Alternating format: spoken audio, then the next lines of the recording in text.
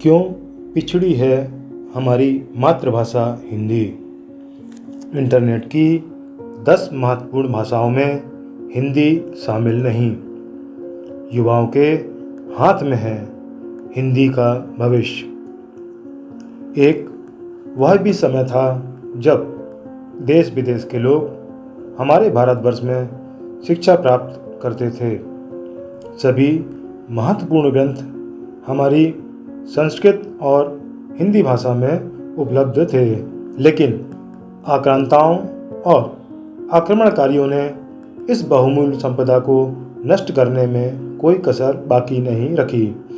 नालंदा विश्वविद्यालय इसका प्रत्यक्ष उदाहरण है, जो कि आज खंडहर की स्थिति में भी हमारे उज्ज्वल इतिहास को बता रहा है। बाद में हमारे देश के युवाओं को शिक्षा के लिए विदेशों का मुंह ताकना पड़ा और हम पर अंग्रेजी हावी होती गई। हालांकि आज भी पूरे विश्व में महज 5% लोग सही अंग्रेजी बोलने वाले हैं। फिर भी 80% अंतर्राष्ट्रीय कारोबार अंग्रेजी में ही होता है। आप सभी को हिंदी दिवस की बहुत बहुत शुभकामनाएं। हमारे देश में 77% लोग हिंदी भाषा का प्रयोग करते हैं। 14 सितंबर 1949 को संविधान सभा में हिंदी को मुख्य दर्जा प्राप्त हुआ था।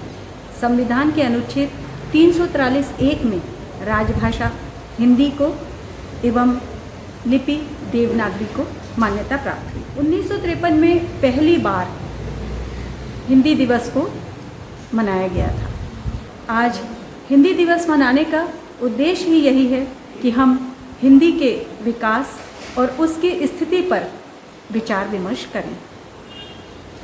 दक्षिण एशिया का सर्वश्रेष्ठ अखबार दैनिक जागरण लगातार वैश्विक मंच पर अपनी धमक बनाए हुए है और लगातार चौथी बार सर्वश्रेष्ठ अखबार का खिताब प्राप्त कर रहा है। प्रिंट मीडिया से लेकर के सोशल मीडिया में भी हिंदी अपनी पहुंच बनाती जा रही है।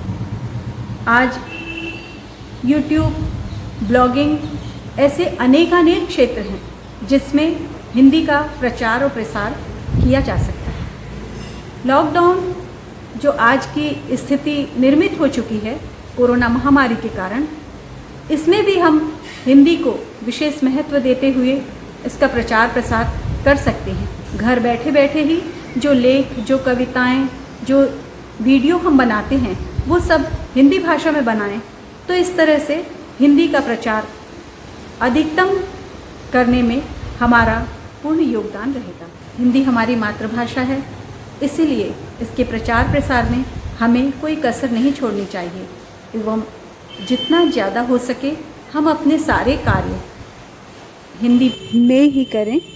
इसके साथ ही हिंदी का अध्ययन निरंतर करते रहें एवं इसमें अच्छे से अच्छे शब्दों को जानने का प्रयास करें, उनके अर्थ जानें और हिंदी का विस्तार सबसे पहले हम अपने व्यक्तित्व में शामिल करें। जितने ही अच्छे शब्दों का हम प्रयोग करेंगे उतना ही हमारी भाषा निखरती चली जाएगी और इस प्रकार हम आने वाली पीढ़ी को भी हिंदी के संबंध में अच्छी जानकारियाँ दे पाएंगे। इंटरनेट का उपयोग करने वालों में भारत विश्व का तीसरा देश है। यहाँ के लोग जितना इंटरनेट उपयोग करते हैं वह संख्या विश्व की तीसरी बड़ी संख्या है, लेकिन इंटरनेट में उपयोग की जाने वाली 10 भाषाओं में हिंदी को स्थान प्राप्त नहीं है। इसका एक बड़ा कारण है कि हमारे देशवासी और हिंदी भाषी व्यक्ति भी जो इंटरनेट में सामग्री डालते हैं उसमें अंग्रेजी का प्रयोग अधिकाधिक करते हैं। ऐसे में जब नेट में हिंदी नज़र ही नहीं आएगी तो कैसे हिंदी को उसका सही स्थान प्राप्त होगा। हम युवाओं की यह जिम्मेदारी बन जाती है कि हम ज़्यादा से ज़्यादा हिंदी का उपयोग करें। नेट में भी हिंदी को प्राथमिकता दें। हमारे अध्ययन की सामग्री में हिंदी की प्रचुरता हो। व्यावसायिक पाठ्यक्रमों में हिंदी को वरीयता दी जाए। शासकीय कार्य, न्यायालयीन कार्य, अंतर्राष्ट्रीय व्यापारों में हिंदी को महत्वपूर्ण स्थान दिया जाए। तब कहीं जाकर हम हिंदी को उसका वास्तविक स्थान दिला सकेंगे। अब धीरे धीरे वह मानसिकता भी पीछे छूटती जा रही है जिसमें अंग्रेजी बोलने वालों को पढ़ा लिखा समझा जाता था। अब शुद्ध हिंदी बोलने वाला इंसान ज्ञानवान माना जाता है। हमारी हिंदी भाषा पूरी तरह से वैज्ञानिक भाषा है। इसे अब सिद्ध करने की आवश्यकता नहीं रह गई है। ज़रूरत है इसे सम्मान एवं स्थान देने की। जब हम इसका सम्मान करेंगे तो निश्चित रूप से विश्व भी इसका सम्मान करेगा। 14 सितंबर हिंदी दिवस की पूरे विश्व को शुभकामनाएं। चाहे वो हिंदी भाषी हो, चाहे वो अहिंदी भाषी हो, हिंदी तो हमारा गौरव है। हिंदी के जैसी वैज्ञानिकता विश्व की शायद किसी भाषा में नहीं। हमारे मुख से ऐसा कोई भी अक्षर नहीं निकल सकता जो हिंदी के वर्णमाला में नहीं है। हिंदी का शब्दकोश इतना विशाल कि एक एक चीज़ के लिए कई कई शब्द होते हैं। छोटा सा उदाहरण, यदि हम चरण कहते हैं तो भगवान के या पूजनीय व्यक्ति के चरण का बोध होता है।